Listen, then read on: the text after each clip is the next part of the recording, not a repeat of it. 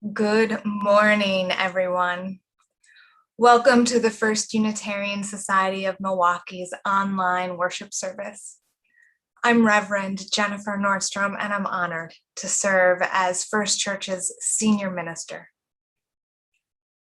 We welcome people of all genders, sexualities, ages, races, ethnicities, histories, and bodies. We welcome your mind, your heart, and your spirit. We welcome all you're bringing with you today and all your heart longs to set down. We'd like to pay a special welcome to guests who are joining us today. If you're visiting for the first time, or if you're joining us from afar today, why don't you say hello now in the chat and tell us where you're joining us from so we can welcome you. I welcome everyone into our worship service by inviting you to repeat our First Church mission after me. We gather to nurture the spirit, engage the mind, and inspire action.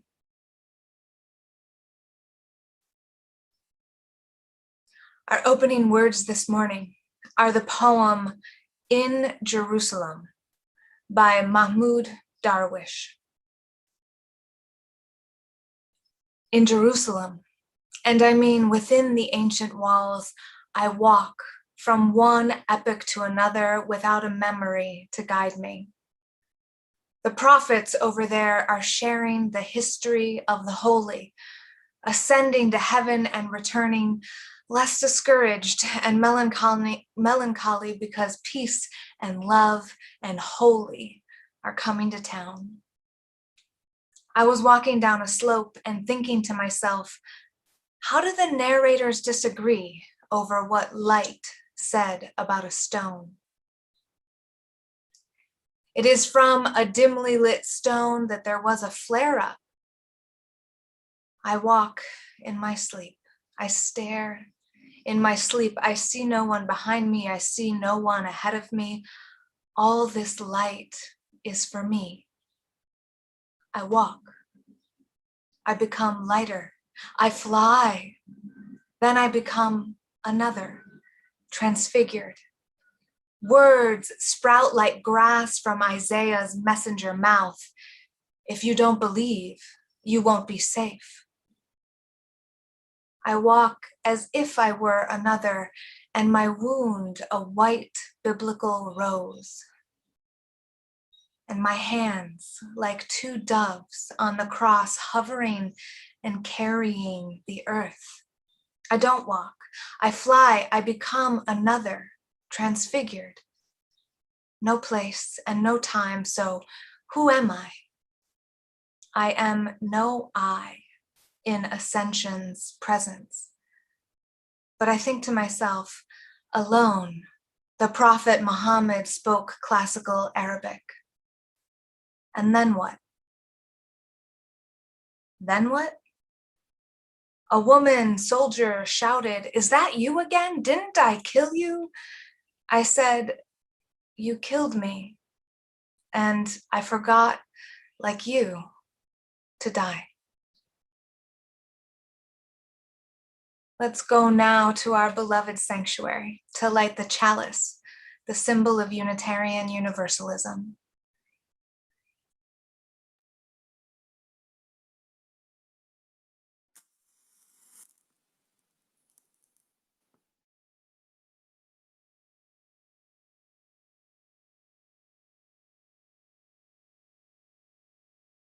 My name is Reverend Kimberly Tomchek Carlson, and it is my honor to serve as the Minister of Religious Education. The story I have for you today is called Two Large Stones, and it's by Arnold Lobel. Two large stones set on the side of a hill. Grass and flowers grew there. "This side of the hill is nice," said the first stone, "but I wonder what is on the other side of the hill." "We do not know." "We never will," said the second stone. One day, a bird flew down. "Bird, Can you tell us what is on the other side of the hill? Asked the stones. The bird flew up in the sky. He flew high over the hill, and he came back and he said, I can see towns and castles. I can see mountains and valleys. It is a wonderful sight. The first stone said, all of those things are on the other side of the hill. How sad, said the second stone. We cannot see them. We never will. The two stones sat on the side of the hill. They felt sad for 100 years. One day, a mouse walked by. Mouse, can you tell us what is on the other side of the hill? Asked the stones. The mouse climbed up the hill. He put his nose over the top and he looked down and he came back and he said, I can see earth and stones. I can see grass and flowers. It is a wonderful sight. The first stone said, that bird told us a lie. That side of the hill looks just the same as this side of the hill. Oh, good, said the second stone. We feel happy now. We always will. The end.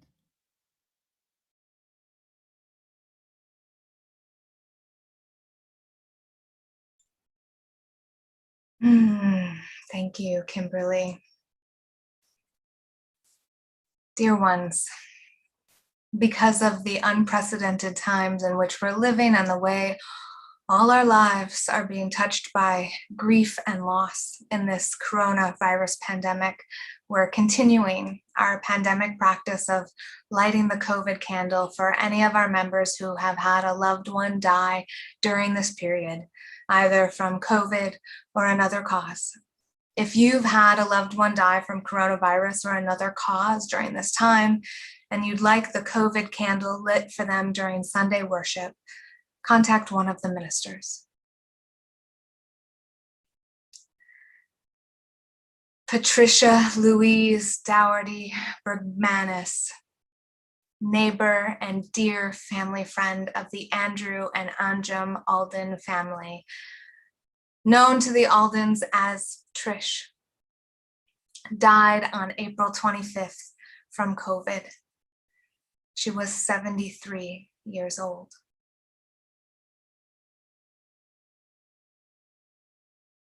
Virginia Hartnett, mother of Eileen Teska and grandmother of Courtney Teska, died peacefully from old age Wednesday afternoon, May 19th, in Elmhurst, Illinois, where she was living in assisted living. She was 102 years old. It is our pandemic practice to light our COVID candle to honor the lives and deaths of members' loved ones during the COVID-19 pandemic. Today, we light our COVID candle in honor of Patricia Louise Dougherty Bergmanis and Virginia Hartnett.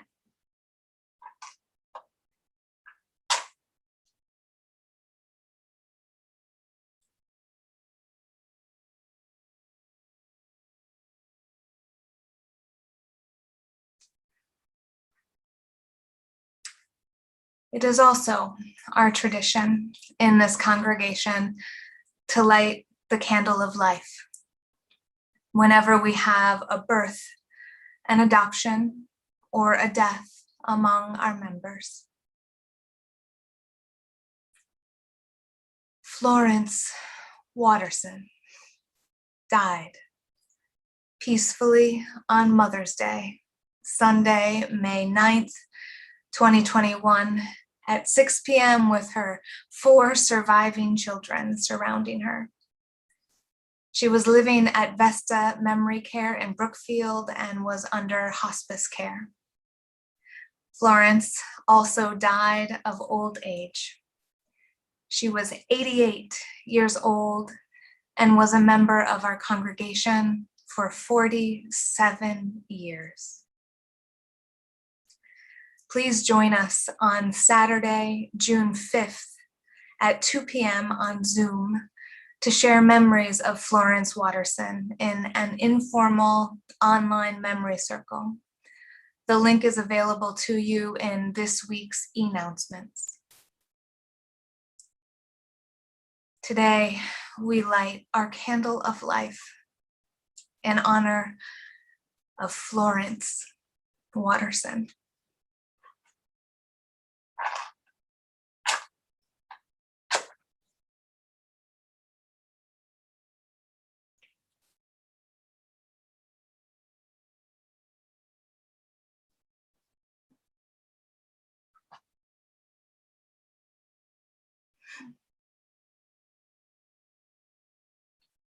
As we enter now into a time of contemplation, which will be followed by silence, followed by the spirit of life, I invite you to do whatever you need to do to get settled in your body. That could be putting your feet on the floor and feeling the ground stabilize you and hold you up. Could be taking a couple of deep breaths and let them bring you into being here and now. It could be letting the very top of your head connect with all that is. Whatever you do to settle in, do it now.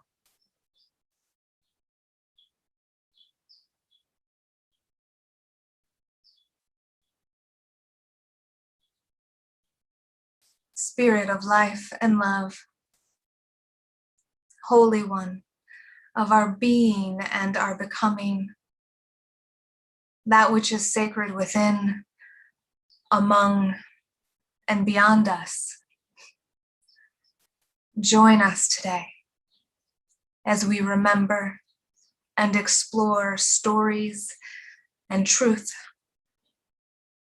Comfort the grieving, encircle the lonely, embolden the joyful, encourage the fearful. May we make the connection between truth and story, facts and feelings in our lives and in the world. May we tell and transform stories that are both true and good, stories that serve the world. May it be so, and amen.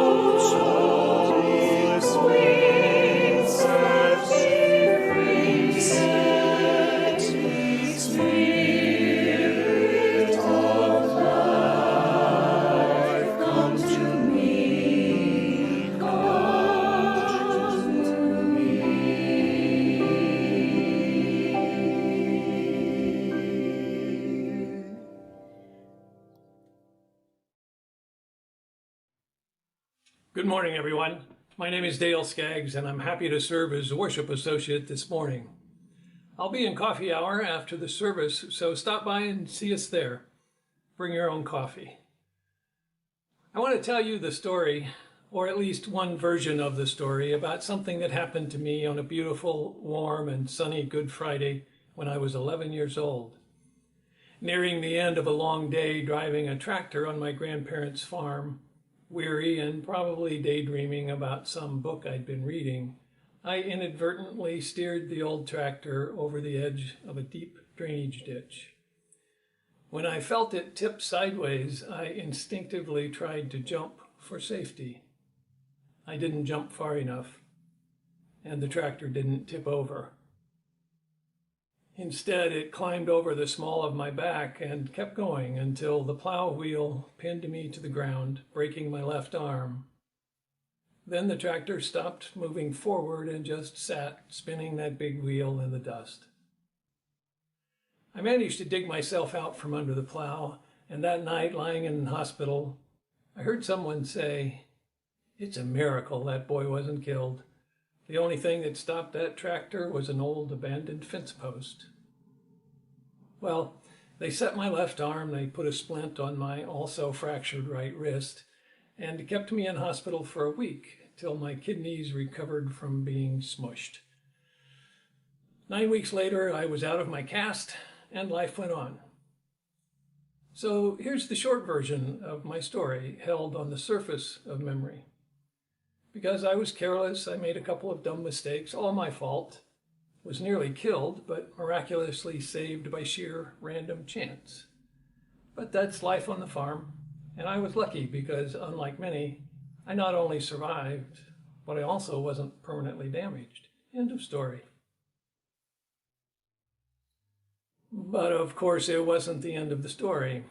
Over 5 decades later, I read a newspaper article about farm accidents involving children, and I thought, yep, I've been there and done that. But that night, I woke up in the wee hours, short of breath, and under that tractor all over again. For weeks, I couldn't shake off that feeling, so I found and worked with a psychologist skilled in PTSD issues. After a few conversations, he asked me to write down the story of that accident and its aftermath. When he read it, he said, "In everything you've told me about that day, I hear a different story than this one.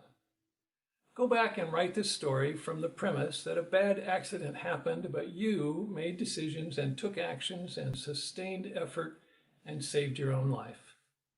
You could have lain there and given up, but you didn't. So go write a story that gives you credit for that." It wasn't easy to try to dismantle a decades-old story and build a new narrative, but it has been a worthy effort. In her poem titled, "What Can I Say?", Mary Oliver wrote this: "Inside the river there is an unfinishable story, and you are somewhere in it, and it will never end until all ends." I've come to think that it's seldom, if ever, helpful to say, "End of story." Like that story in the river, perhaps my stories are also unfinishable. They will always still live in there somewhere in body and mind, and will not end until all ends. But if I can't change what happened in the story, and I can't finish it, perhaps I can change the meaning I make from it. May it be so.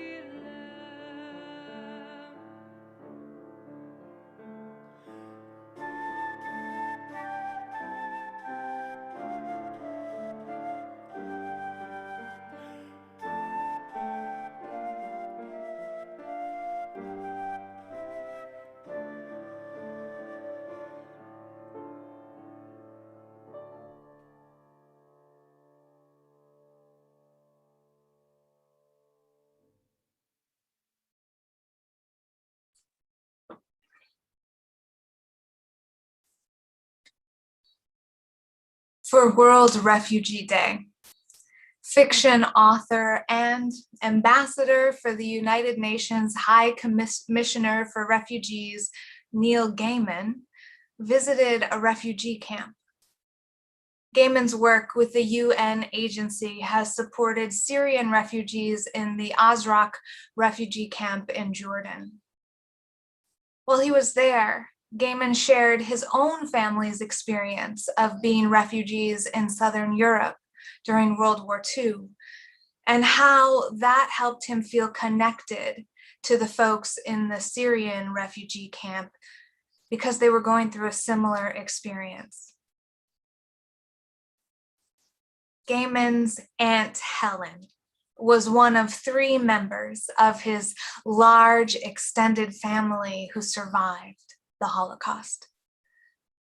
Aunt Helen lived in Warsaw, Poland. During World War II, Warsaw had the largest Jewish population of any city in Poland, and in 1940, the Nazis compressed 30% of the population of the city into 2.4% of its space in the Warsaw Ghetto.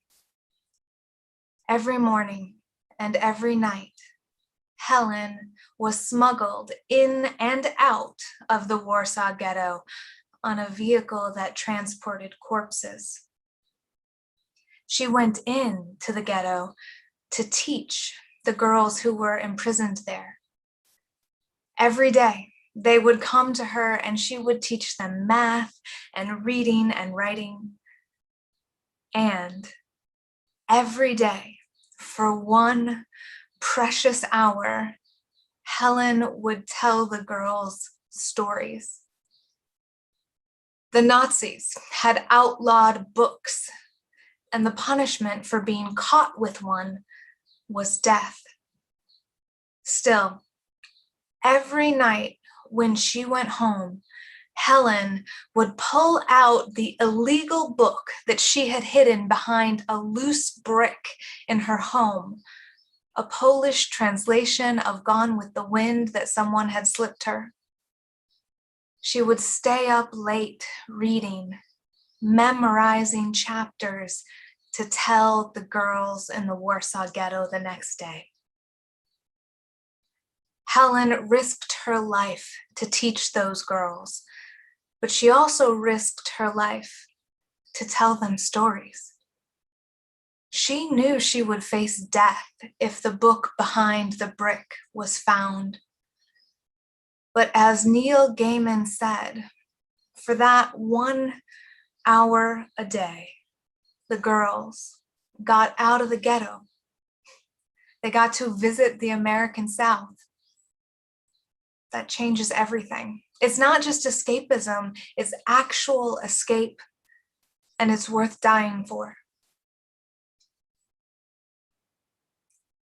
Stories matter. Not just personal stories like Helen's and Dale's, but fictional stories like Neil Gaiman's and Margaret Mitchell's. Fiction matters. And not only because it's the escape Gaiman talked about, though that is certainly true. My pandemic reading has featured much fiction that is as far from reality as possible right now. From fantasy to historical fiction to science fiction, I've chosen to travel long distances from here and now in time or space or imagination as a relief. Celebrated Mexican novelist Carlos Fuentes called novels a pack of lies hounding the truth. Fiction hounds the truths of human existence, of who we are, who we've been, and who we might become. It engages our imagination and our empathy to help us understand ourselves and the world and our place in it. Novels can help us grow our minds, but also our hearts by increasing our understanding of people and places and possibilities. But how does fiction relate to fact? In 2005, comedian Stephen Colbert premiered the first episode of his talk show, The Colbert Report. And in that first episode, he introduced his audience to a new word, truthiness. Truthiness, Colbert explained, is knowing something in your heart, whether it's actually true or not. Truthiness focuses on feelings, not facts. Indeed, truthiness refers to feelings that are in direct opposition to facts, but that people believe anyway because they feel true. The king of satire, Colbert quipped, "I'm no fan of dictionaries or reference books. They're elitist, constantly telling us what is or isn't true, what did or didn't happen. Who's Britannica to tell me the Panama Canal was finished in 1914? If I want to say it was finished in 1941, that's my right." So how can we tell the difference between a story that feels true and a story that is true? In psychologist and author Maria Konikova's book, The Confidence Game, Konikova explains that cons are based on people, 1, trusting the storyteller, and 2, the power of the story itself. Con artists and politicians and novelists and marketing professionals and preachers are expert storytellers. Konikova writes, "When a fact is plausible, we still need to test it. But when a story is plausible, we often assume it's true." Importantly, Konikova notes that a person is more susceptible to a con when they are in a highly emotional state, whether that emotion is fear or greed or hope or need. It doesn't have to be a negative emotion. It could be joy. It just has to be a big emotion. Also, if a person is in liminal space, if there are big uncertainties in their life, they're more vulnerable to a con. Societies that are in turmoil or uncertainty are also more broadly susceptible to truthiness because more people feel unsure about what is true, or their rational thinking has been overwhelmed by feeling. So how do we tell fact from fiction in this information age?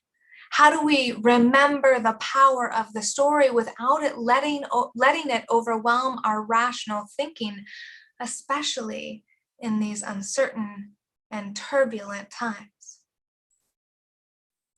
One way would be to mimic the structure of Konikova's book itself, which presents peer-reviewed academic research and then uses a story to explain the data.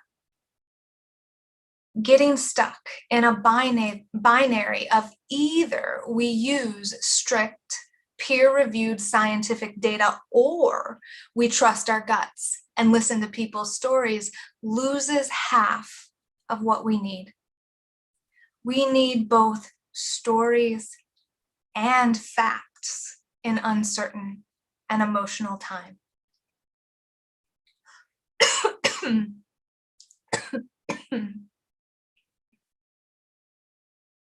Stories work. They work. That's why people use them to make a point. Human beings' brains understand the world through story. That's a fact about our brains. We should not give up the most powerful communication tool we have because it's been used for ill. However, Science offers us the best contemporary method for understanding facts as we know them, for understanding things like how climate change works or how coronavirus is transmitted and how to best keep people safe. This is complicated, of course, by science's ongoing learning methodology. The facts can and will change as we learn more as human community. But just as we do in liberal religion, we have to be open to learning from the best human knowledge has to offer us right now, and also know that human knowledge will keep growing and changing. As we wrestle with truth, truthiness, and story, we also need to remember that how we tell and understand a story matters as well. Dale talked about reframing his own story in a way that was life-changing. The story was true. In both versions of it, the facts remained the same. A little boy had an accident with a tractor. But the frame around that story, Dale's interpretation of it, was just as important, maybe more important in his life than the facts. Was it a story about a little boy who had an accident because he was careless and made a dumb mistake? Or was it a story about a little boy who had an accident and used his mind and body to work hard and save his own life? In history, we say the victors get to write the narrative, get to put the facts in the frame of their own story. We might know the facts. The Panama Canal was completed in 1914. But is the frame of that story one of American engineering triumph that made sea passage and commerce easier? Or is it a frame of a military colonial project to control a key asset of another country?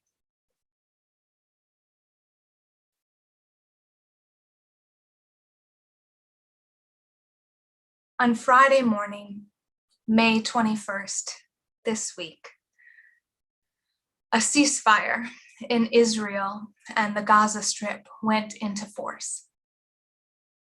For a little over a week prior, there had been rockets exploding in Jerusalem and missiles bombing the Gaza Strip as Israeli and Palestinian nationalists engaged in the latest round of warfare.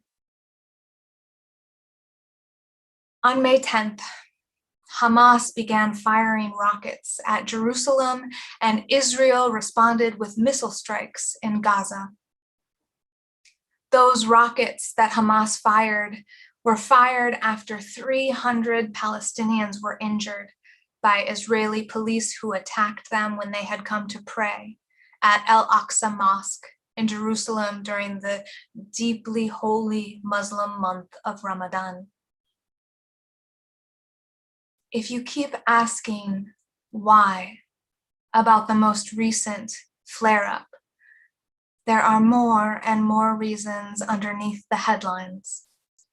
Elections in Israel and Palestine, authorities who benefit from tension and violence, protests against the removal of Palestinian families from their East Jerusalem homes, long histories of trauma and oppression and occupation and fear and dehumanization. When I worked on issues of war and peace at the United Nations, a friend of mine was a leader in a Jewish peace group in Israel that challenged the Israeli government's human rights abuses and called for an end to the occupation of Palestine. She told me a story about one of the peace-building exercises they did between Israelis and Palestinians.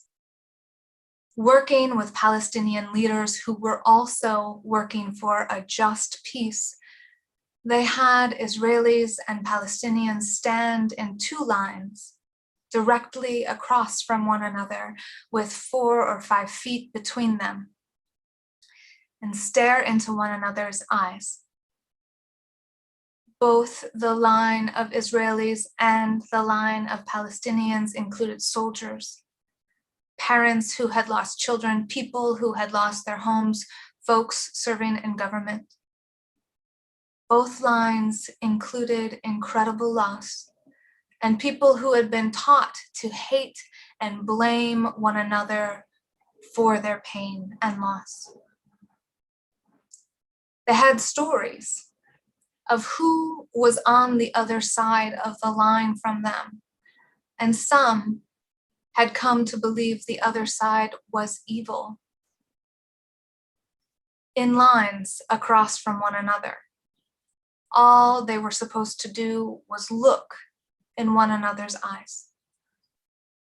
No speaking, no arguing, no false promises or false repentance, just another human being's eyes. My friend said that to a person, in every exercise, the people in line dissolved into piles of tears on the floor, weeping. Weeping was the only response to recognizing the full and irrefutable humanity of the enemy mirrored in the eyes of the self.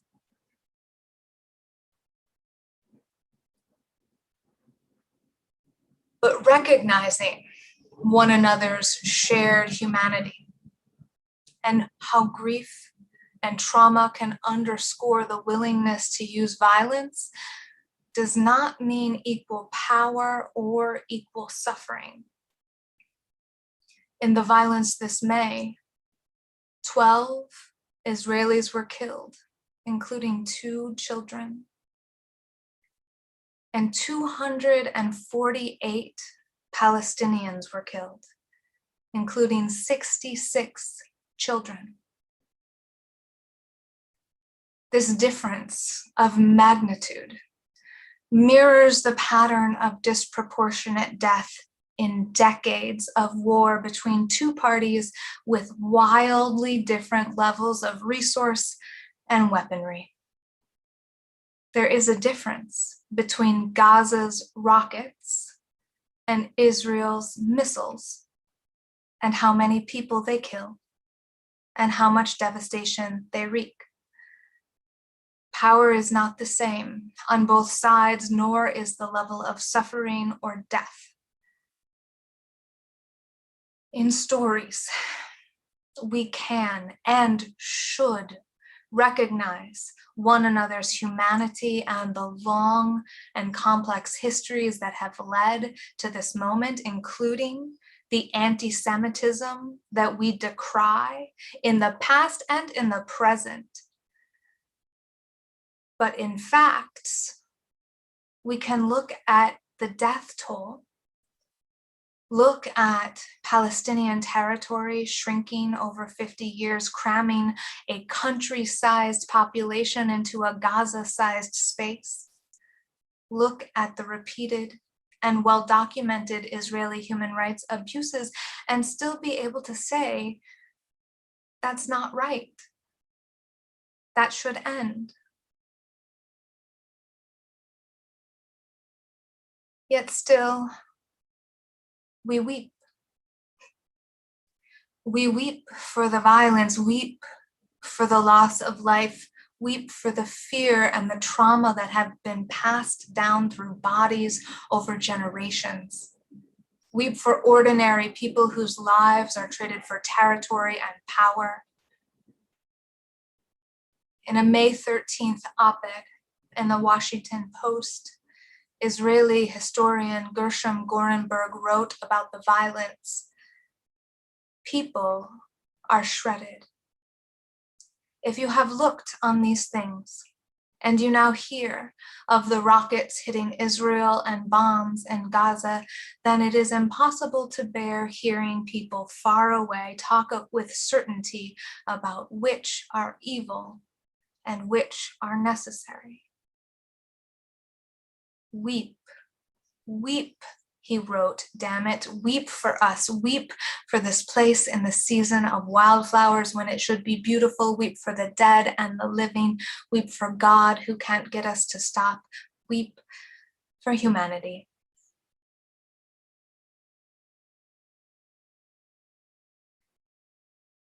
Stories.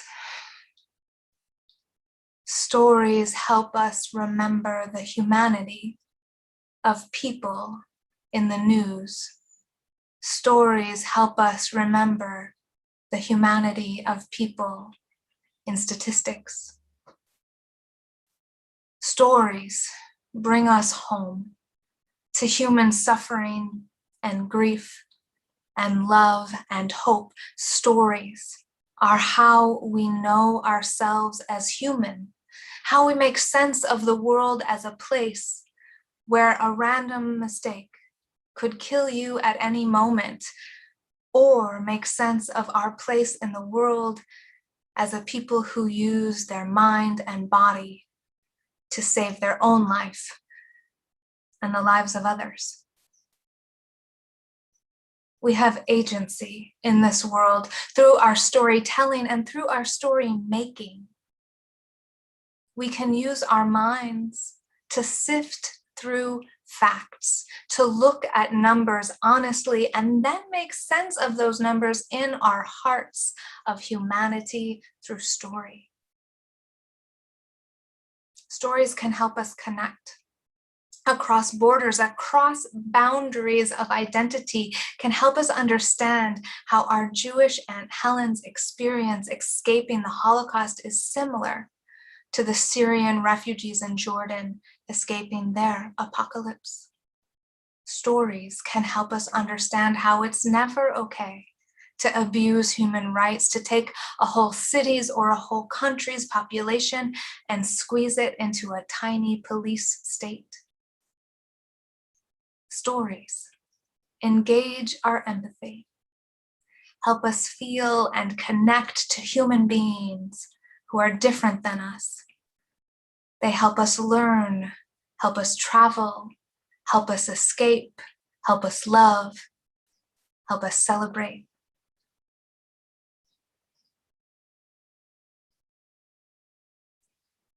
In Kristen Hanna's 2021 novel, The Four Winds, Hannah tells the story of a family who escaped the 1930s Texas Dust Bowl to live in a tent and work the fruit and cotton fields of California.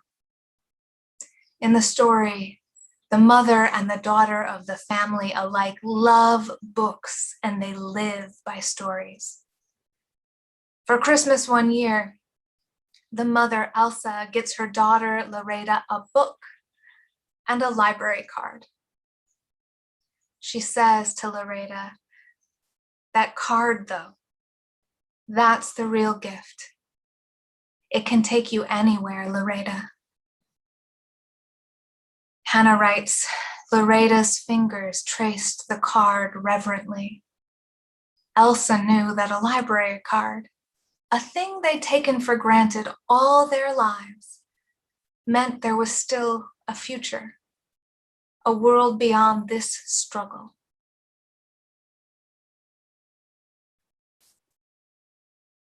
My dear ones, may we not descend into truthiness, but neither may we forget the power of story. To teach, to feel, to connect, to escape, to empathize, to change your life. May we learn how to tell the truth in the way that transforms through story. May it be so, and amen.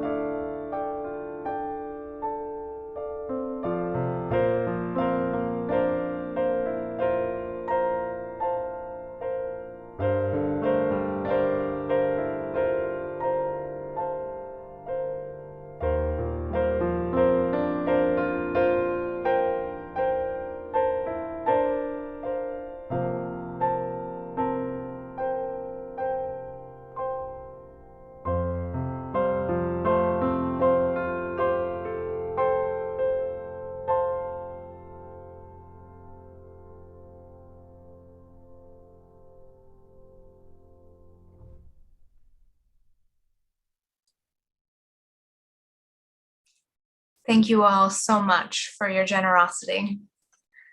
Pledges are at the core of our congregation's spiritual practice of generosity, and we are also grateful for additional gifts to support our ministry. We thank the folks out there who are appreciating this online ministry and supporting it by texting 73256 with the message "Give to you," or who are giving on our website.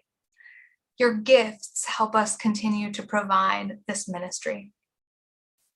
We also share the plate with an organization each month. In May, our Share the Plate partner is Milwaukee Youth Services, chosen by our religious education program.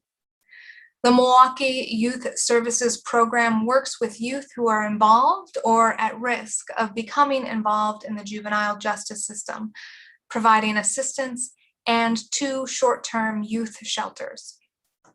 Currently, the young folks in the Rashid House Boys Shelter are raising money for a mural inside the shelter inspired by the beautiful Milwaukee murals painted during the pandemic and the movement for racial justice. Their fundraising goal for the mural is $1,500. You can see all the options to donate to First Church, to Milwaukee Youth Services, and directly to their mural project on your screen now, and they'll live on in the YouTube comment section of this video after worship. If you want to write a check, you can make it out to Wisconsin Community Services and include FUSM/youth in the memo line. If you mail it to First Church, we'll send it on to Wisconsin Community Services for you. So thank you so much for giving right now, or for giving when you come back and check these links later. Your support keeps us and our community partners going. Thank you.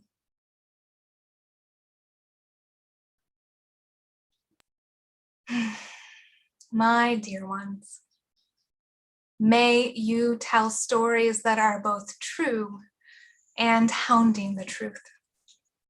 May you feel today without it overwhelming your rationality and your ability to discern truth from truthiness. May you connect with empathy across difference and know the difference between truth and truthiness. And may you transform the frames for your own stories so that they are still true, but will newly set you free into the river of unfinishable story. May it be so, and amen.